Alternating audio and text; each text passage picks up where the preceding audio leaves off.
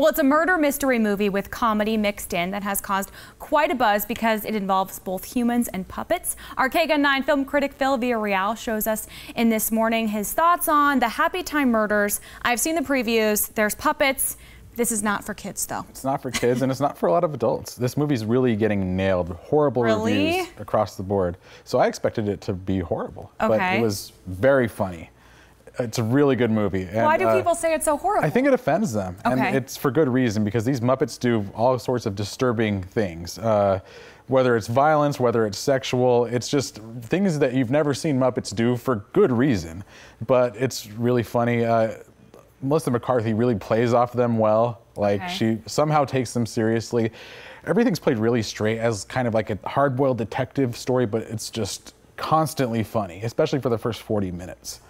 So I can't recommend this enough. If you're a fan of stuff like South Park or Family Guy, this is going to be up your alley.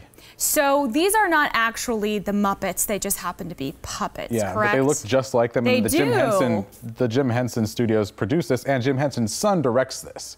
This is authentic Muppetry all around, but it's just way wrong. So you kind of mentioned if people like South Park, they would like this. What other movies can you even really compare this to? You know, I'd say like Avenue Q. It's not a movie, but it's like a play that's been kind of notorious for doing this sort of thing. Also, the Wonder Shows, and if you remember from about 12 years ago, this Comedy Central show, it's kind of like that.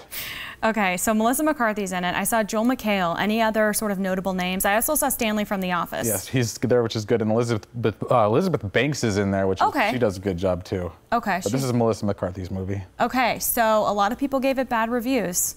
Phil? You gotta trust me. You gotta trust me and go see this. How many stars are you? 3 stars.